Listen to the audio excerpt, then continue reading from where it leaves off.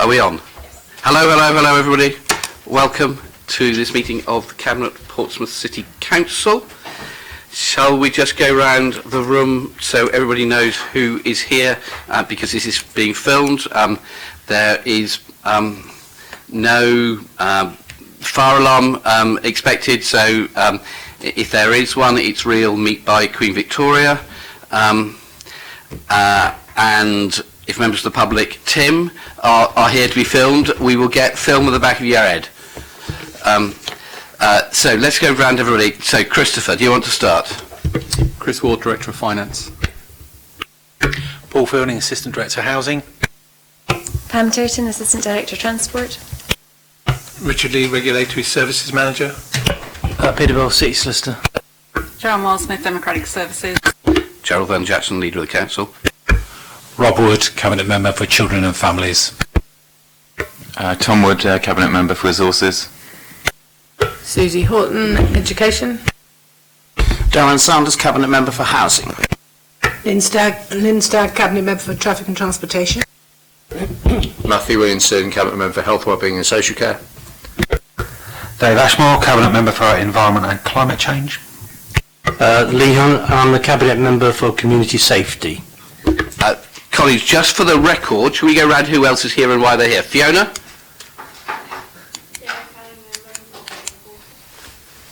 Jerry Brown.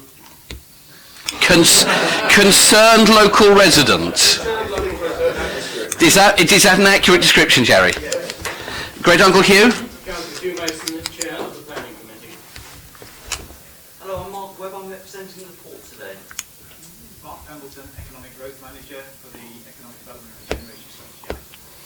Luke Scott, Conservative Committee. Thank you. Tim Shearer-Chase, local resident. Thank you. Also concerned local resident. Thanks, Tim. Okay, folks, let's run through the agenda. We have one apology for absence from Councillor Steve Pitt, who is on leave. Anything else, Joe? Chief Executive David Williams also sends his apology. Okay. Hugely important. Declarations of interest. Anybody got anything to be interested in? No. Record of previous decisions. We've got 1, 2, 3, 4 meetings. Colleagues, are you happy with those minutes? Yeah. Thank you. Response to the Housing and Social Care Scrutiny Panel review on provision of temporary accommodation. Luke, you're here. Would you like to come up? And initially, thank you very much indeed. I thought it was a really useful report. Thank you. I'm not going to say that much on this one really, because I think it largely stands for itself. The salience of the topic is pretty obvious, and you know, for the last, I don't know, about 2 years, I believe, there has been pressure on temporary accommodation. We picked it up. It started to happen quite late when we were in administration. It wasn't true in 2014. It sort of came upon us a bit later than that, and so it's been interesting to have a bit of a delve and to get a bit greater understanding of some of the drivers behind this. And certainly there were some things that came out of this which I suspected were true but didn't know, and now do. The most obvious of which is that if you look at the placements within council accommodation, something it shows in the report, something like half of those are people who are already in council housing, moving for one reason or another, bigger family, different needs, something like that, and the other half are effectively there because they are either statutorily homeless or at risk of becoming statutorily homeless. And if you're not in that situation, then you know, realistically you're not going to be housed. I thought that was quite an interesting thing to see. I thought it was also quite revealing about what some of the drivers of homelessness are. And again, I mean, you know, you pick up a lot of this nationally, but the same things are confirmed here too. So you see issues to do with terminations of tenancies, of private sector tenancies, and so forth. We had a look into this. The recommendations are, I mean, in some ways, they're pretty obvious, really. I mean, you could have almost come up with a recommendation without doing the scrutiny, but in actual fact, they did fit together. And it really is just about doing what is within what is realistically possible to increase the supply of properties available, which is very easy to say and much harder to actually do. But those are the recommendations that came out with it. I'm happy to take any questions. Otherwise, happy to propose this to you. Thanks, Luke, and can you pass on our thanks to everybody who's worked on this? Much appreciated. Darren. Thank you, Gerald, and thank you to Luke and everyone else for their hard work on this. Although, as you say, some of it is sometimes a statement of bleeding obvious. It does need to be stated. I think one of the things we did when we took over was to say, look, here is a problem. Please let us go away and understand what the problems are. And I think one of the things we have to, the first thing is to state is that several of the people we're talking about do not sleep rough. The council has no legal duty to handle people who sleep rough. I regard this as immoral, and we do handle people who sleep rough. And I think that's very good, and we need to improve the service, but we also need to understand what the key drivers are. And so I want to go through the recommendations in turn, if I may. The first is to say that basically the amount of period a council property is empty for goes down. I agree, indeed, on day 2 of resuming power. I asked officers to do precisely that.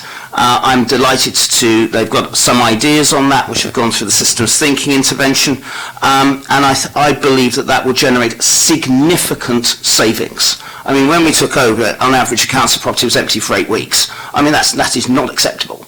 And it's one of the things that is being looked at and I believe will be reduced significantly to help. The second is around vacant public sector buildings. I know, Luke, this is something that Leader has been particularly keen on, and I've had chats with the Chief Executive about this to try and make sure that happens. That's not purely to handle people who are statutorily homeless, but also to handle people who sleep rough as well. Because I think everybody has to work together, partly because of the size of the city. In number 3, it says the council continues to make block bookings for emergency accommodation hotels and Bs to reduce costs and uncertainty. It said partly agreed because we don't really want to do that, but we know we might have to.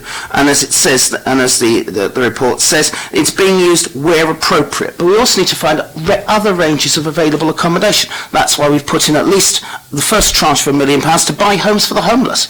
Several people who are in this category. We're also buying back properties at the moment. We're also looking at the best way forward. So it might have to be a hotel, it might have to be a B&B sometimes, but that really is not acceptable because often it doesn't have things like kitchens that people want. But you're right to raise it and we will keep it in our locker. The fourth revolves around housing associations. And I think the officers are right to flag up that some of the housing associations have similar problems to council properties, in fact. And although it is something that we will carry on working, what we're also looking to do is we've put in place a strategy to buy back empty private properties as well. There are about 780 empty private properties in the city. That is not on. And that's why we've put in place a strategy to start to buy those back, provided it washes its face financially. And the final one is again to develop social and affordable housing. And again, this is absolutely correct. And it's not just Southsea Community Centre or Doyle Avenue.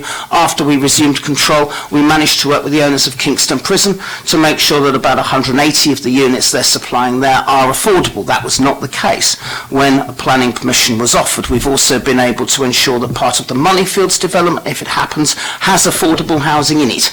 And that's not the government's definition of affordable housing. It has to include housing people can genuinely afford. So I mean, Gerald, apologies for sort of replying in some detail to all this, but I think the scrutiny report deserves more than just sound bites because it's a very good and a very thorough report, and I look forward to it being implemented over a period of time. And again, my thanks to Luke and to the rest of the team for putting it forward. Thank you, Gerald. Thanks. Lynn? Thank you, Chair. Yes, very good report. I was really quite surprised to find that the biggest cause was the end of private rented tenancy. And this is something I know that's happening right across the country. And is there anything we can do? Because I know we have people we know who've lost the tenancy of their homes and then they can't afford to rent the next one. And I mean, it's families, it's not just individuals. And I don't know, it's just a question. And the other thing I was surprised at, that there weren't any people who've left the forces. I expected to see quite a lot of veterans in there. And then over the page from there, where it says a significant number of people who approach the housing service and present as homeless have complex mental health or substance misuse issues. Now, are we doing anything about Hope into Action? Because that is really good. I mean, how far is that spreading out, though? And secondly, what about the voluntary sector? Can they come in? Because a lot of these people who have got drug or alcohol issues, before they can go into regular accommodation, they need to address those, or mental health issues, they need to have those addressed and worked with. And I know that the health service is overstretched, but could the voluntary sector help at all? Okay. I shall do quick answers, and then against my better judgment, I may ask Darren to speak again. Lynn, this is entirely your responsibility. Yeah, thank you. So, Lynn, strangely, when I've got people who approach me who are homeless, who are ex-forces in some way, or people who approach me who are homeless, the first thing I will ask is if they have a forces connection. Because often if people have got a forces connection, it's easier to get people housed than if they don't. So Hague homes particularly are very good and can often help really quite quickly. In terms of Open to Action, we're working very closely with them, so Joe Bennett and the Lord Mayor's personal moral guidance, the Lord Mayor's chaplain, Tracy Ansell, are working together because she runs Hope into Action to try to make sure that the houses that we're buying work for them and to build on their capacity. I think Darren may be able to help more in terms of the voluntary sector for people with drug and alcohol misuse. And you're right, just putting people into housing with no support doesn't work because we find 50% of people are back out on the streets. I met one woman. She lived in Portsmouth for 9 years, had a good job, well, reasonable job, but stable for 7 years, and she'd had 17 flats. Because every 6 months, landlords get people to move. And how on earth are you meant to bring up a family? Okay, Daz. Thank you, Joe. That's absolutely right, and that's one of the reasons why I've launched a review into actually making the private rented sector easier and safer. Because you're right, too many people move from one place to the other, and that people are happy to stay on the waiting list rather than go private because they're scared of what will happen. That has to change. We're a limited island. I'm not going to comment on the forces side because Gerald's done it very well. We are already working, Paul, with Hope into Action on at least one property and probably more because their model works very, very well with the sort of provision we have. The figures, I've also asked officers to go away and actually dig further into those figures that Luke and the team have highlighted on the report and actually find out the real reasons why. At the moment, it's coming back by saying, well, the landlord wants to move back or the landlord wants to sell a property. What I don't know yet is whether that's real or whether that's a landlord just finding a way of getting people out of the property. I suspect it's going to be both. But we need to do more of that work. We're also talking to the Assistant Police and Crime Commissioner who wants to work with us in terms of dealing with survivors of domestic abuse and people released from prison. We need to have a dedicated pathway for that. As far as mental health services are concerned, you're absolutely right. And I think one of the things that Gerald and everyone else and the rest of the administration is very keen to do is to make sure there's a more coherent service available and actually better work. I want to praise the work of Nick Moore and the CCG in terms of starting that process, but there's lots more to do. But thank you for raising that, Lynn. Okay. Colleagues, are you happy to accept the report and note the things I've suggested as in the recommendations? Okay, thanks very much indeed. Thanks, Luke. Don't run away. Tim, do you want to come and join us? So we've got air quality now. What I thought we'd do is ask Pam if she'd very kindly introduce this and then come to Tim and Luke and then go around from there. So Pam, thank you very much. And Richard, hello. Thank you. So this report provides an update on the work that's been progressed to date on the production of Portsmouth's Air Quality Local Plan. As you'll be aware, Portsmouth was issued with a ministerial direction in October 2018 to develop an air quality local plan to demonstrate how we can deliver compliance with legal limits for nitrogen dioxide in the shortest possible time. Since that date, we have been in a period of co-development with JACU, the Joint Air Quality Unit, to determine ways in which we could achieve compliance in the shortest possible time, benchmarked against a clean air zone of sufficient class to achieve compliance. Our modelling suggests that the benchmark option would therefore be a Class C, CAZ, so essentially charging non-compliant buses, coaches, taxis, private hire, as well as heavy and light goods vehicles, both for internal and external trips on Portsea Island. Our modelling has also suggested that a Class B CAZ, so essentially charging non-compliant buses, coaches, taxis, private hire vehicles and heavy goods vehicles, i.e. not light goods vehicles, in combination with a range of non-charging measures, will achieve compliance as quickly as a Class C CAZ, but with reduced impact on residents and businesses within the city.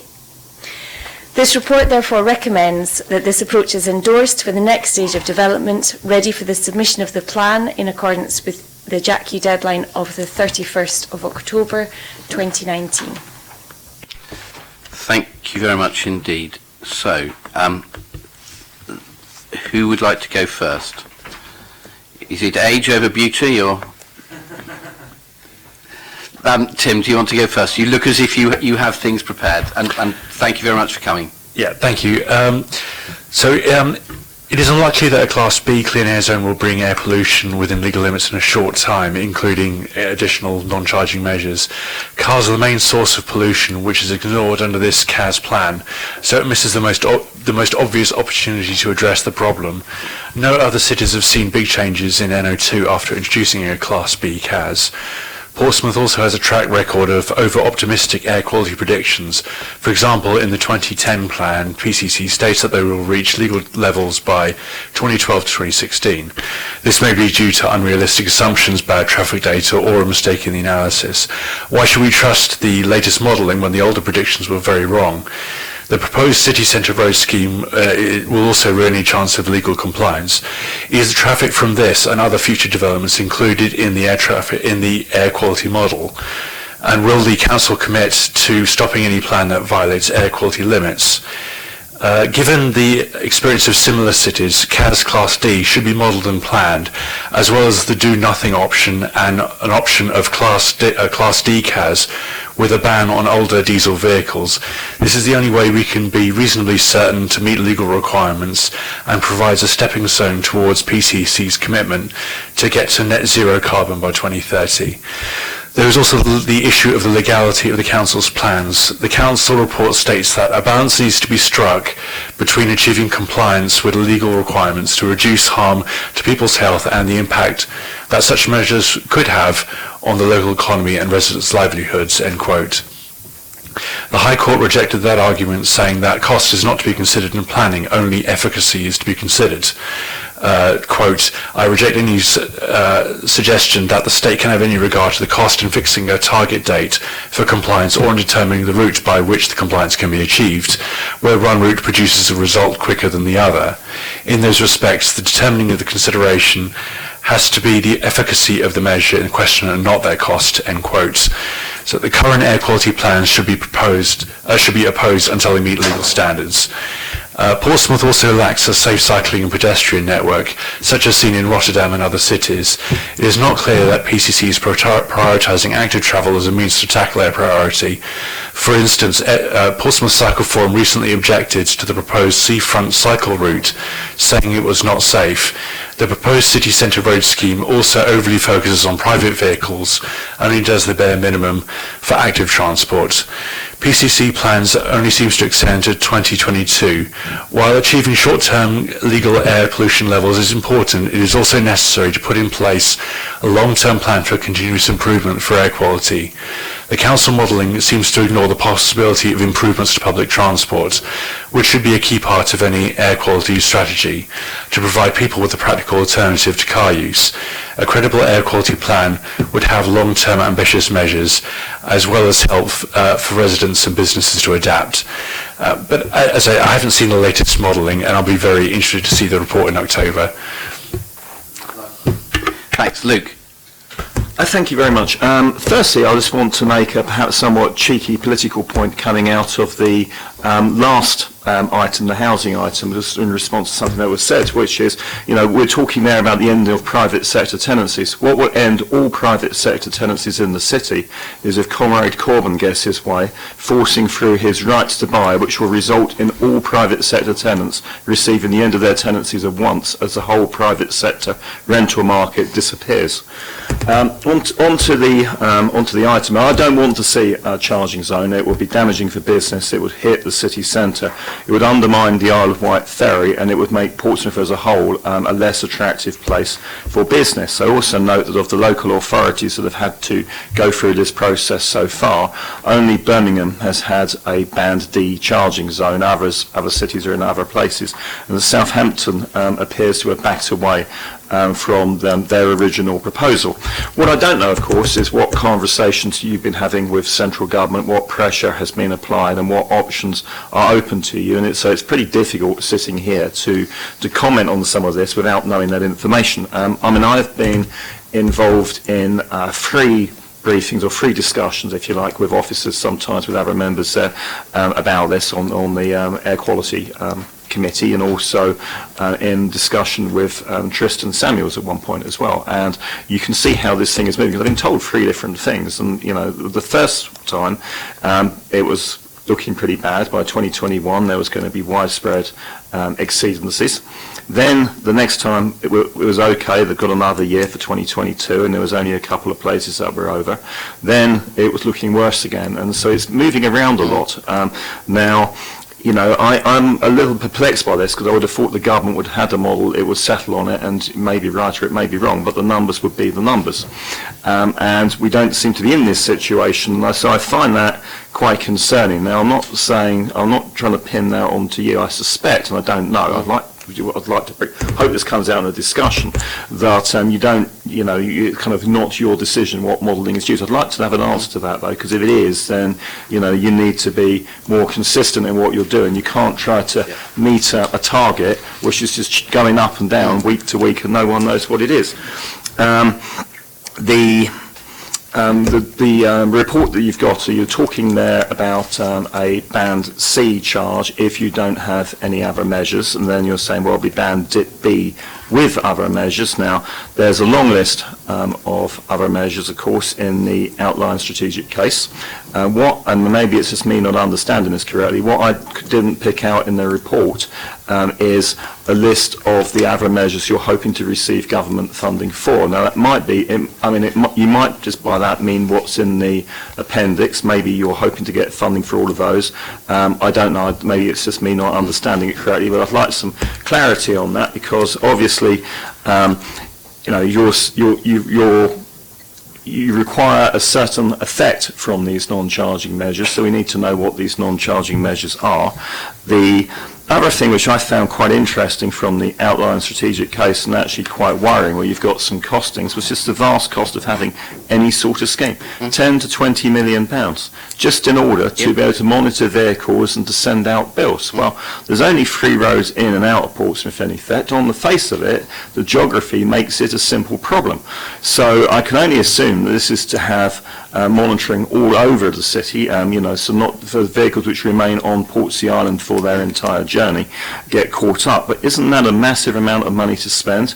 It's just, on the face of it, there ought to be a better solution than that. Spending 10 to 20 million pounds on the charging system is a very large amount of money, when 10 to 20 million pounds might actually take you some way to actually solving the problem rather than just measuring it. You also have in the report, it talks about 110 cameras, which was quite interesting. That's an awful lot. I didn't know they were out there. And in the appendix, this is one of the reasons I'd like to understand the context of the appendix. Is the appendix just a list of possible things, or is this your plan? Because if it is, then it refers to increasing parking charges in the city centre in item A1, and in item A3 it refers to increasing the charging for residents parking in order to discourage vehicle ownership.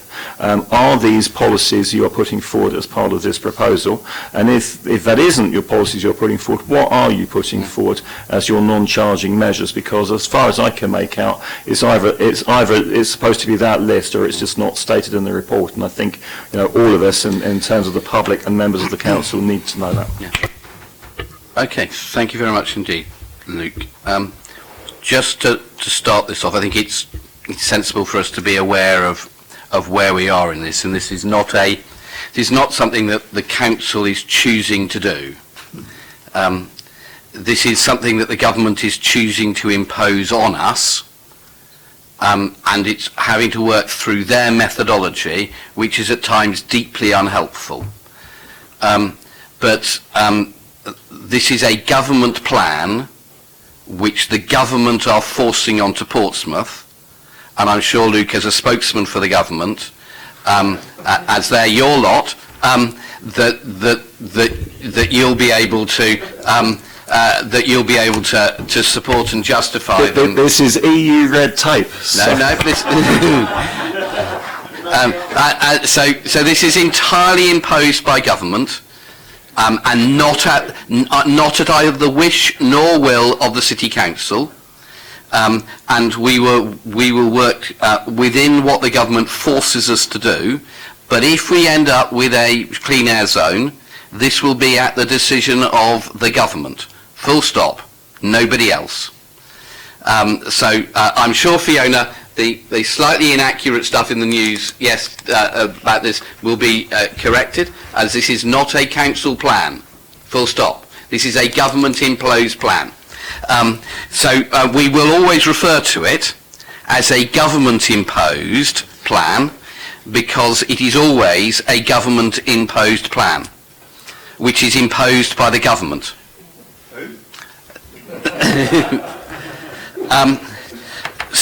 I think there are some bits and pieces of things.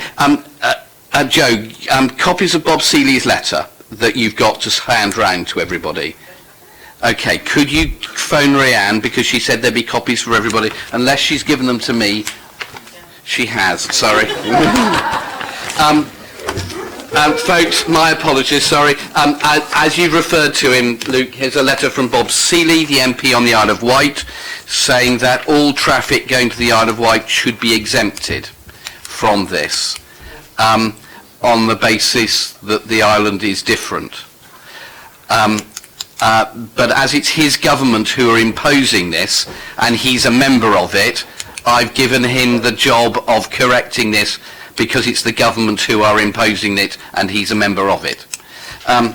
So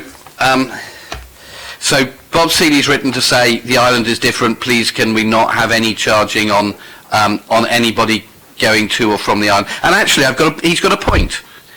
If all it does is it means that somebody in a lorry who's trying to get to London, starting in Ryde, drives across the Isle of Wight to Yarmouth to pick up the ferry to go to Lymington, drives through the New Forest, and then that route, that'll produce more air pollution than if they come through Portsmouth.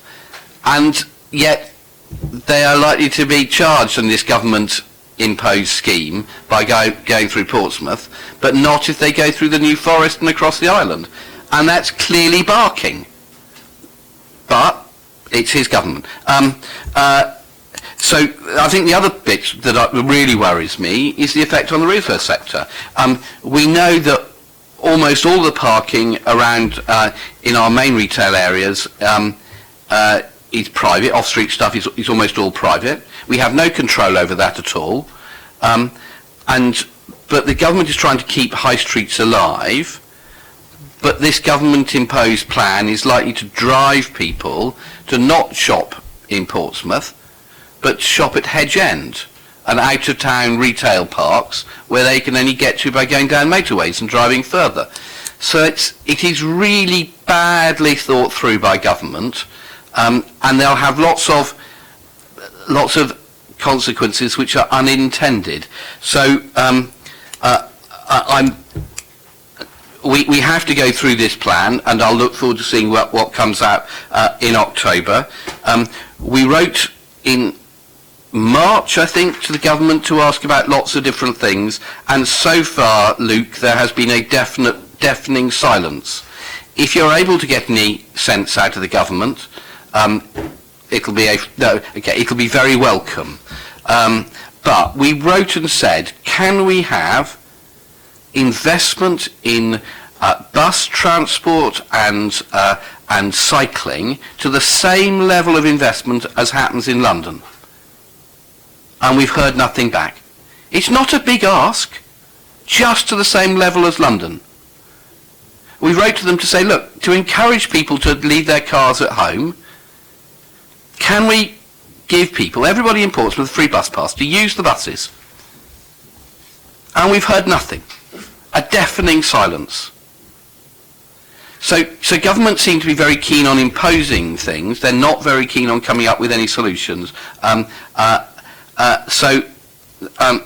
We will have to struggle through with this, but we need to try to make sure that it is effective at protecting people's health, but also that it doesn't discriminate against people. And I have a real worry for those people who are the poorest in our city, for whom a car is an essential for work, for whom it will become now too expensive to go to work because they're the people who can least afford to change their cars. And we will drive people out of work and onto benefits just because the government aren't thinking in a joined-up manner. So I think there are lots of big problems with this, but unfortunately this is a government-imposed scheme with a government-imposed methodology which we have to do in their way, even though we know it'll be ineffective and we could do it much better if they didn't impose things in this way. So, with that neutral introduction, I'm presuming Mr. Ashmore, as lead on environment, that you will want to speak. Yes. Now? Now. Thank you. Right. Have I given you enough introduction? I was about to say, I've not really got much left to say, apart from just in case anyone didn't know this is being imposed by the government. But there is a serious point. You raised it in March, because you both, first of all, thanks for the deputation, both of you both make valid points about, it needs to be a bit more than, window dressing. It needs to have things on it. But we did, as the leader said, in March, we did write to the government. We did have these list of asks specifically about air quality, of which you mentioned, subsidising bus travel, for example, and helping us to get no funding for it, the cycling infrastructure, because a lot of people, when they've come to me, we had the survey about clean air zone, but a lot of people have been saying to me, we either need a clean air zone, I know you have, Tim, and other people have been supportive of it, but they said it has to be done in line with improving public transport or improving alternative methods of transport away from cars, and that is an important part on this, and we need to bring that out more. But like you say, we did write to the government. I think Michael Gove's the Environment Secretary. I don't know, I haven't checked Twitter, I don't know if he still is a Tory MP or been kicked out yet, I don't know. But that was in March, so we've done our bit, we've done our ask for the government, so and it's benchmarked, as you say, by the clean air zone. With clean air zones, the thing is, once you've hit compliance, that could be taken away. We can't rely on clean air zones, no matter what class it is, because it won't be long lasting. We need to put things in place. We need to start putting other things in place which are going to help, air quality around here. That's going to be longer lasting for the future. That's not just going to be, let's hit compliance and sit back. It needs to be something for the longer term there, for the future generations, for our children. And the leader's right. We can't afford to make it just a tax on less well-off people, and it also can't afford to be something that shifts pollution around the city. It needs to be something that gets people, I'm going to say the word that you don't like, Leader, modal shift, which means a change of attitude, change of behaviour, change of thinking about how we approach, private car ownership. So that will, so more people do cycle, more people do take public transport, more people do like to walk. Obviously, that the ball's in our court. We've got to do something to help that infrastructure.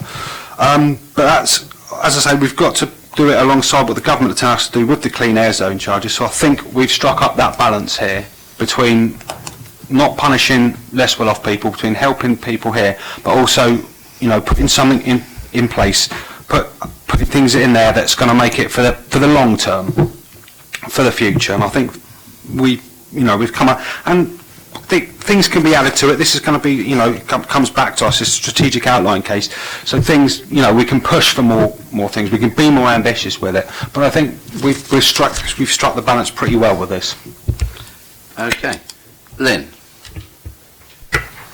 Thank you. I think it's important to say it's the clean air zone bit that is imposed by the government. What we're actually doing is something that we want to do, we need to do. And in transport, for example, I mean, transport causes 50% or thereabouts of the air pollution.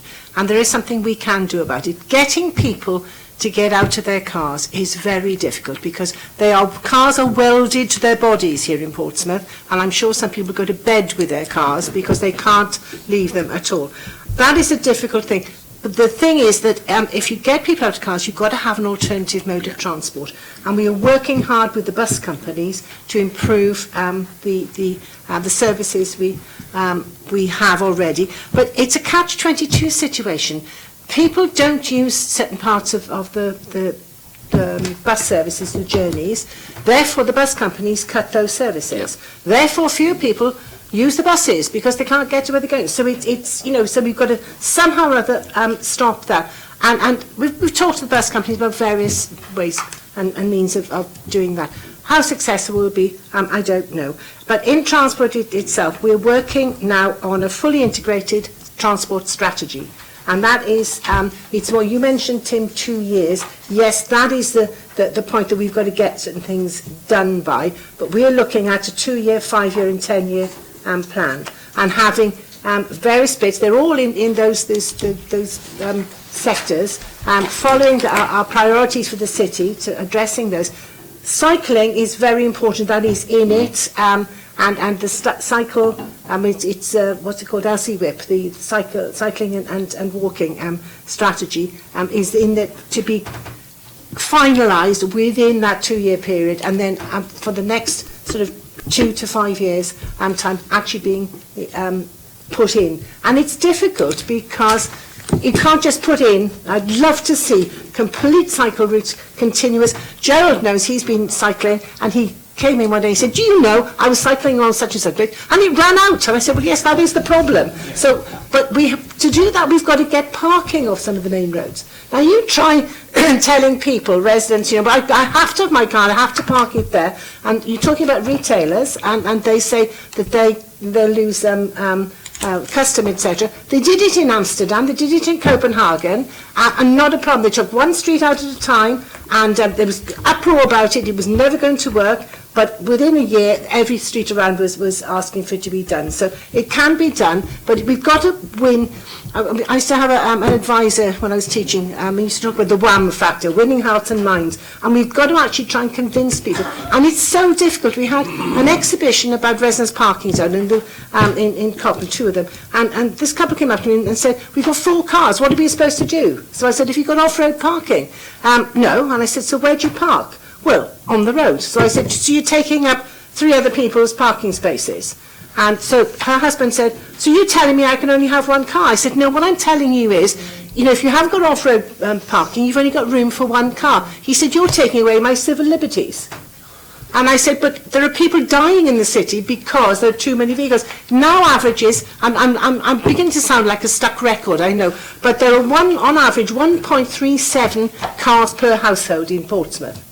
You've only got room, it's a city of terrace houses, you've only got room for 1 car outside most houses. If you're lucky and you own a big house, you might have room for more than that. But you've still got more cars than there are spaces. It's not just the parking, it's the road congestion. Road congestion is what is producing huge amounts of air pollution. Plus, it's clogging up the roads, it's affecting the economy, because if you can't get your deliveries done by a certain time, it's just not going to work. So we've got to get people to understand it's got to be done. This is going, DEFRA aside and the CAZ aside, it's got to be done. And it's not unique to Portsmouth. This is true of every major city in the country. There are too many vehicles because we've all got used to having cars. I am so old that when I was growing up, I played in the street all the time because we had 1 car and 1 van in the street. That was it. Boom, boom. And that was true of most streets. Now, you've got more vehicles and commercial vehicles as well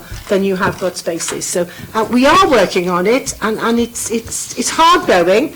Part of it comes from from us. Part of it comes from getting grants, and both the Transport Department and the Environment Department are putting in bids for money to help make these things happen. But we need the public to support us as well, because it's out there that the modal change. You may not like it, but it's got to happen. So we've got to get people to come on our side. Thank you. Thank you. I have Matt and Lee. Thank you, Gerald. This is a very difficult situation we find ourselves in, but I think it would be a mistake to think that CAZs are a solution that is in any way considered and thought through. Unfortunately, it's not. CAZs are a sledgehammer that the government uses because they have no real understanding of what needs to change in terms of improving air pollution. They just see it as charging people. Now, charging people might have some effects, but it's very much something that affects everyone, and most severely affects poorer people in the city, because they do not get any relief from it whatsoever. And if you're a wealthy person with a very large car, which is non-compliant, you get charged exactly the same as if you're a poor person with a very old car, because that's all you can afford to run, and perhaps you have to do much more running around the city for your job or whatever it might be. So that's problem number one with the CAZ, which is why I think having a B class plus mitigations as well is really useful. I completely echo what Gerald said about having asked for lots of these things and we have no reply from government. If they're serious about this, why don't they do this? But then this is what government does. Central government does this to local government. It gives you crumbs. It endlessly gives you pots of money you can apply for, and you don't know whether you're going to get it, so planning ahead is very difficult. And then when you do get it, you find out that it's not necessarily what you want, or it's got strings attached or whatever. What needs to happen from central government is, in the same way as they are imposing what we have to do on the City Council, they should impose a load of money on us, so we can actually fund these kind of things. Non strings attached funding for active travel, sustainable travel, walking, cycling, buses, whatever it might be. That's what should be happening from central government, not diktats coming down saying you have to do this because by our own laws, and I'm afraid, Luke, this thing about it's the EU's fault, this is what our governments in this country have been doing for 40 years when it's their fault. It's their fault because they cannot get their own house in order, so they use the EU as a scapegoat, which is why we find ourselves in the mess that we are in. So I commend this report because I think it has the right balance of having the minimal impact on especially poorer people in the city who would otherwise find themselves in very difficult situations, just trying to live their day-to-day lives. Not anything about, as Lynn said, some people are very wedded to their cars, but it would particularly be difficult for, and let's be honest, we've been talking about temporary accommodation, whatever. A lot of people in the city, when they've been in temporary accommodation and they get rehoused, often, for example, when they're in a position where they have to then take up housing wherever it is in the city, and for their job, they might have to have a car, or it might be because they've got too many children at different schools. They're often away from where those amenities, where their job is, etc. So this all fits in together, but with all these other measures. But we must have commitment we must be able to get things from the government to help us with this, because if they're imposing something, we really need to do things. The work that's going on with LC Whip, all the other work that we're doing in terms of the health impacts and improved health for people in the city by activity, both walking, cycling, whatever, that's all really important. But we have to respond to this in a way that is going to minimise impact and make it so that this city is not diminished by this happening, and actually that you use what opportunities you have, even though we if you were designing a strategy to tackle this, you wouldn't do it with a sledgehammer, which is a CAZ. In this way, it would be part of a much wider package and be much more nuanced. Okay, Lee? Yeah, Council, I agree with the things that my colleagues have said, and Councillor Winnington's absolutely right, it is a sledgehammer. But the CAZ is symptomatic of the problem, isn't it? But you know, too much. We rightly focus on cars, you're dead right, they are polluting. But eventually, and before much longer, hopefully in my lifetime, we'll find that these petrol guzzling cars will disappear. We will have more sustainable transport, and what cars there are will be driven by electricity or hydrogen or whatever. And there's reason to be optimistic, isn't there? There really is. And of course, too often people come here and focus on one issue, but we have to look at the wider approach that the Council is taking. And let's just remind ourselves, if we may, Leader, that Portsmouth being crowned Council of the Year for energy efficiency, and particularly around looking at people in poor homes. The City Council boasts the largest in-house energy team, not in the South East region, but across the United Kingdom. We put in over 400 solar panel systems in Portsmouth, amounting to something like 20,000 solar panels.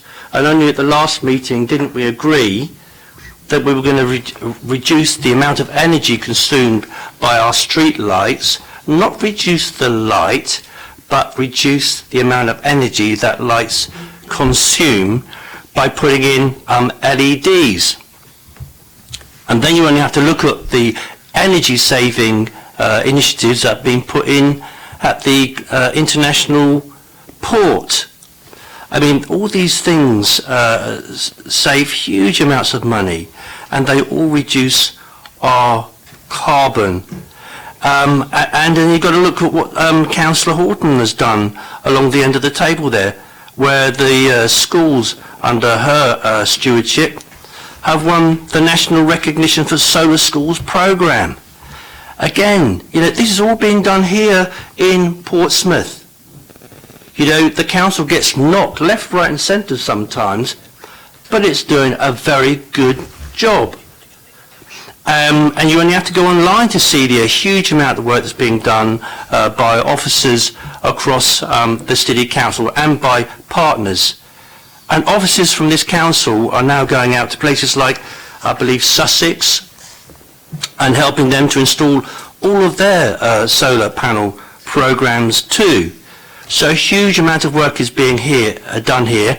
A model, and Portsmouth is being held up as a good model for reducing carbon and going out to places like West Sussex, where 80 West Sussex schools are being supported by Portsmouth officers installing these projects. Mr. Seeley from the Isle of Wight, I mean, how two-faced can you be? I wonder, I don't know if he has or hasn't, but has he bothered to ask a question in the House of Commons about his particular concern for the Isle of Wight? I'm concerned for the Isle of Wight too, but he wants an exemption for people travelling through Portsmouth. He could have asked a question tomorrow, couldn't he, of the Prime Minister? Oh, but no, because they prorogued government, they shut government down.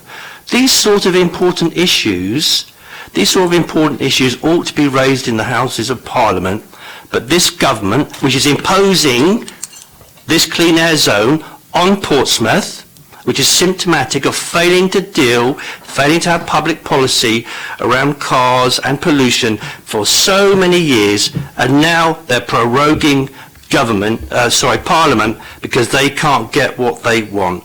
You know, I hope people will look at everything that is being done, and I hope that in future people just vote them out of office.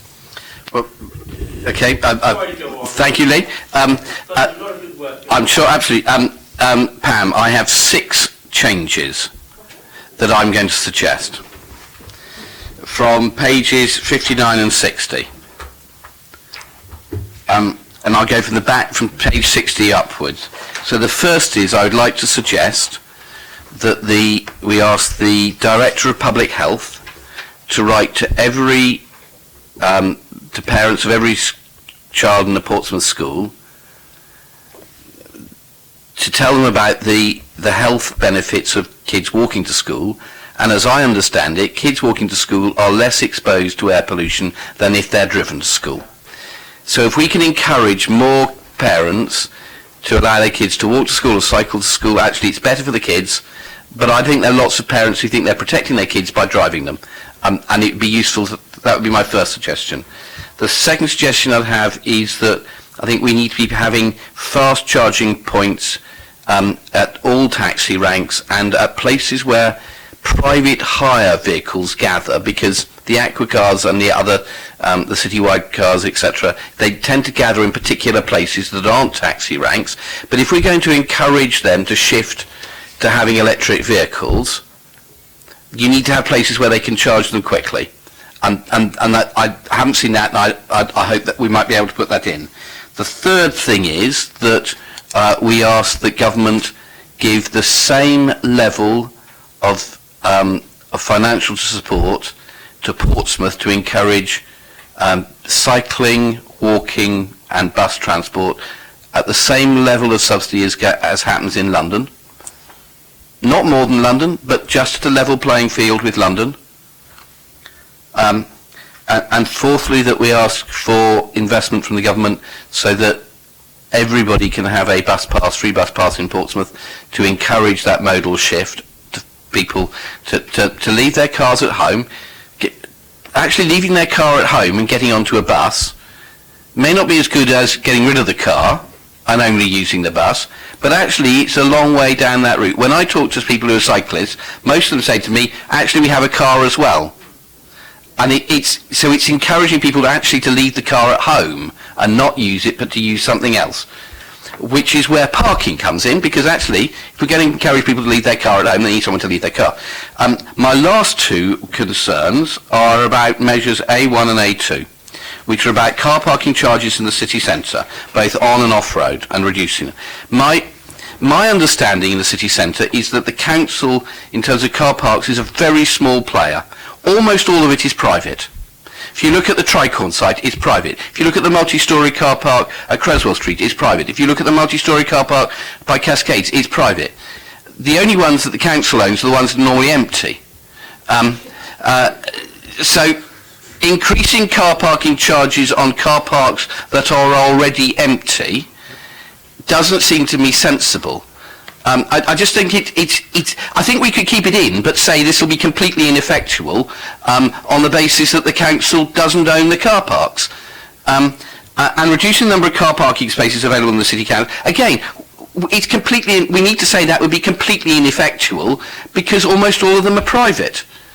So I think it's foolish to try to put in things that we know won't work, because they're completely outside the council's control. So I would suggest deleting A1 and A2, or saying these will be completely ineffective because the council doesn't control most of the car parking in the city centre. Can I ask a question? Of course. Does that include all the on-street parking as well? Well, but if you look at the proportion... No, I just want to know, yes or no? My view is, I think it's, if you're looking at parking in the city centre, it's all one. If you make on-street car parking so expensive that they choose the cheaper option of the private car parking space, what have you achieved? But I think you need to think about it in the round, and it seems to me that bit is ill thought out. So, with those changes, are people happy with the report to go forward? Yep, okay, and we look forward to a detailed report. Pam, when? Because we know government have changed the rule. Luke, if you could take this up again as you're responsible for the government. Government have changed the rules on how things have got to be calculated, but they haven't changed the rules on when they want the answer back. So we have to have a separate meeting to be able to, I'm very sorry, colleagues, we're going to have another meeting to be able to hear the report, because they've changed the rules, we won't be able to hit the time frame we were hoping to do so before. So we'll be in contact in terms of trying to find a time. But everybody's very welcome to come to that and to see the detailed stuff. And the title will be the Government Imposed CAZ. Okay? All right, folks, thanks very much indeed. Next one will be longer. Treasury Management, Chris. You stole my thunder, leader. I was going to say I was hoping to get the same amount of enthusiasm for this report as we'd had for the previous two. Anyhow, this is your. Do you want to introduce, leader? No. This is dull but worthy, so I'll leave it to you. This is your annual report on the Council's Treasury Management activities. It is a requirement of us, and it is best practice to do so. So it's part of the overall governance regime.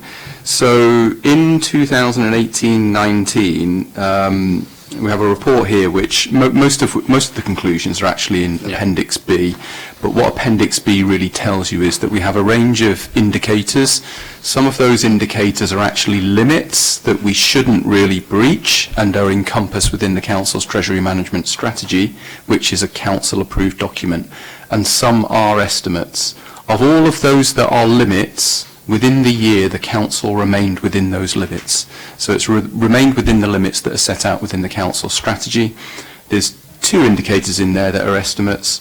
One of those the Council remained within, the other one the Council marginally exceeded.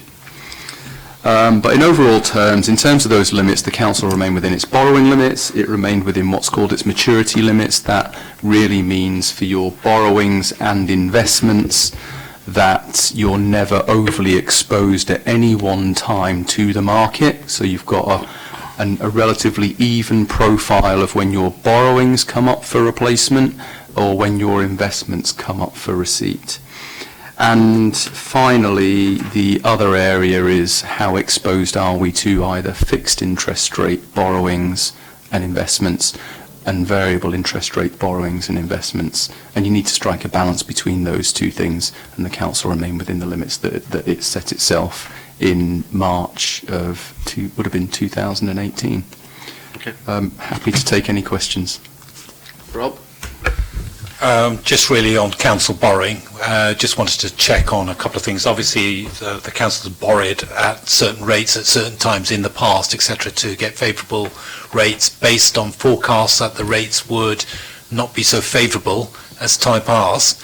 Has that proven to be true or false? So what I'm trying to ascertain is in our strategy of borrowing at the right rate at the right time, with the fact that, you know, we're a couple of months having to pay interest for a couple of months, has that proved to be correct?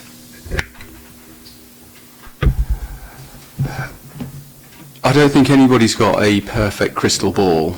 And in scenarios where you've got uncertainty, the best that you can do is hedge your position. So the process that the Council follows generally has been the Council have tended to borrow when rates hit something close to historic lows. It may happen that a month later we may find ourselves with another historic low, but you don't necessarily borrow all of your requirement in one tranche. So we borrow in tranches and we continue to borrow when we generally hit relatively historic lows. If you said if we absolutely achieved the maximum low rate of interest that we could have, no, we haven't, but I don't think there's anybody in the country that would ever do that either, because they haven't got a perfect crystal ball. But generally speaking, we've secured long-term loans, generally between 45 and 50 years, at rates more recently between 2.2 and 2.4% interest. So just on a follow-on question, so you're basically saying swings and rounders, but it's pretty good rate that we borrowed at. Given some important decisions that are about to be made, and given possible lending requirements, have you considered that we may want to hedge our bets on ongoing lending requirements in the short term to cover anything that may happen in almost the short term? The council still has a borrowing requirement, which it hasn't yet taken, and we expect there to still be a number of events, probably related to Brexit, that create a degree of uncertainty which actually push gilts down as people or as investors flood into very safe investments because of the uncertainty associated with Brexit. So the answer is yes, we have, and we continue to watch what rates are doing. All right, colleagues, are you happy with this? Thank you very much indeed. I'm sure they will be overjoyed. Great. Economic Development and Regen Strategy, Mark, hello. Hello. Anything you would like to add to the report that we might not have noticed? No, not really. It's as it's written, yeah. A microphone, otherwise, Mark, your words will not be saved for posterity. There we are, you're now live.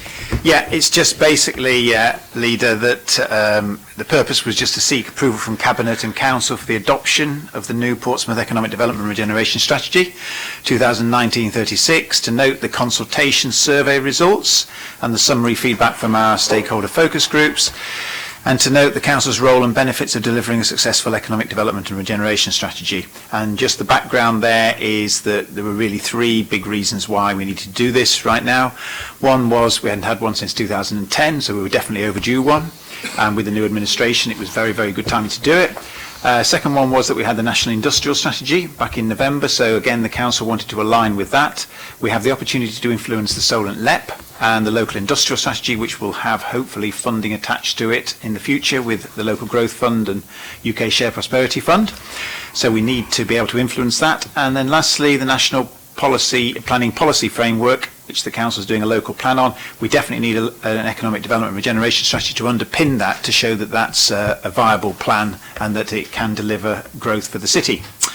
And the other thing is, I guess, the business community out there has been asking for some time that they wanted a very clear strategy for Portsmouth, because this is very much a city strategy. It's not a council strategy. It's what the business community out there and general and employees and students and all the other communities of the city really wanted something that they get behind, which is a long-term strategy for growth for the city.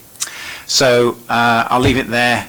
Okay, Leader, thanks. Thank you very much. I think it's enormously important that if we are able to pull families out of poverty by having more economic activity in the city, better paid jobs, then that has real effects upon children throughout their lives and families, so that people are able to live longer lives, healthier lives, more productive lives, and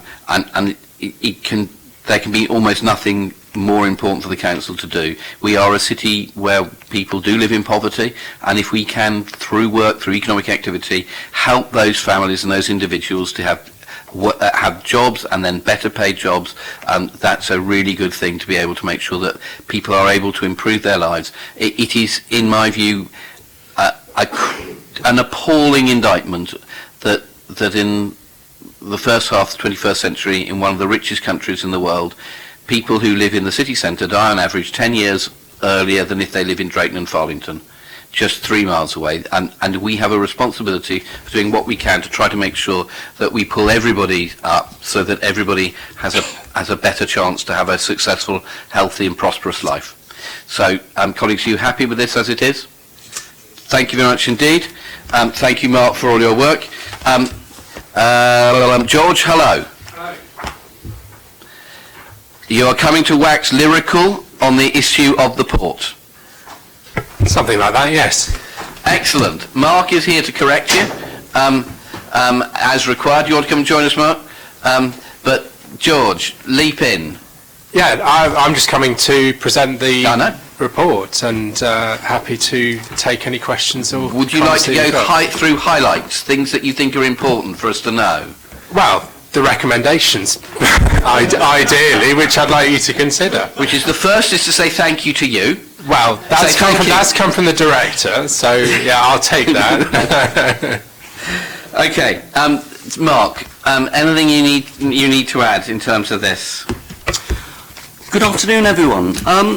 Not particularly. The port wanted to express thanks to the panel for the review that was undertaken at the port, and the port would like to recommend that the panel's recommendations are approved. Okay. So personally, I think the investment in the port has been really important for the city and for the City Council. It was a really sensible long-term investment that the City Council across all political parties has chosen to invest in over the years very sensibly, and we continue to do it. The new management team seem to be doing a very successful job across the whole of the port, and that's good to see that not only are Brittany Ferries prepared to enter into yet another long-term deal with the City Council, but in the commercial ferry port that we've been able to get Geest to return to the city, and so that now we are importing over 30 million bananas a week. Jerry is eating most of them. 30 million bananas a week is a good stat for a Trivial Pursuit question, I'm sure. But I think it's really important, and actually I think that having a cross-panel scrutiny group to look through it builds on that cross-party support which has always existed for the port, except in one point where I understand the decision to sell the port was only stopped by one vote. I think it was a joint Lib Dem Labour councillors got together to outvote the Conservatives by one vote when they chose to get rid of it, but even they have come to their senses since that point. Matthew. Thank you, Leader, and thanks very much for the report. I was actually, myself and Councillor Hunt were actually on the committee right back at the beginning, just about 2 years ago when this started. So for various reasons, it's taken a very long time to get to this stage. But it's a really good report, and it has been worth the wait. But I'm particularly happy with recommendations 4 and 6. Because I had some part in that, I think, at that time, so especially 6, because we had quite a long conversation about how our port is used by a lot of people in the area, but it isn't necessarily, especially people coming in and going out, both sides, as well known or as making use of the resource in the whole area as possible. So the recommendation 6 about using attracting tourists to Port Support and working with our partners in the local area about everything they can do, rather than, as I was told right at the beginning, about where do people who come into, so this came for, actually this was from the American sailors when they come in, so this is a slightly off point, but it's just the way that our tourism works. When American sailors come into Portsmouth on their ships, they either go to London or Stonehenge. And it's ridiculous when you think of all the things we have in our area on their doorstep, like the most complete Roman fort in the whole of northern Europe is next door, and yet all these people who come into the port, or visitors, they go to London and they go to Stonehenge, so they're really missing out. So it's we retain about a third of them when people come in on ships, but you're right, 2/3 do disappear. Yeah, and it is the point of working with our partners across the southern area that yes, they might come in. You're quite right, Gerald, but then you're missing out with the wider economy, where of course a lot of our residents work. So so I really commend the report, and I'm happy to have had a small part in it. Good. Rob? It's a great report, and it's a cause for celebration in where the direction the port is going, because previously we've had a lot of reports about the port, and we've had worries about it, and it's good to see there's some strategic direction going on. A couple of points I just want to make that have been included in it. Recommendation 2 about the air quality. One of the things I said, it's really important that there is an opportunity for the port if it really pushes air quality and is known that people will use it because it is going to deliver good air quality, and we need to make sure we push that and not just say it, if that makes sense to you. In a way, that follows on to recommendation 3. From my window, from what I can see out my window, I can see a lot of more cruise ships coming through to the port, and that's a great thing to do, because clearly I think it must be that time of wherever we are, a lot more people are taking cruises now. It's gone back into fashion to some extent, so it's really worth doing. And finally, just a couple of points. Point 8 about UAMs. I will say that has levelled off, so that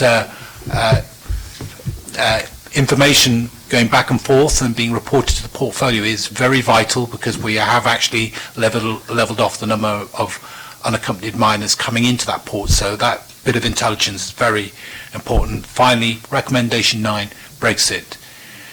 I really think the port need to be on their uppers on this one, because obviously we don't know how that's going to affect it, so I'm very happy that we're looking at all eventualities there. Thank you. Okay, thanks. Lee?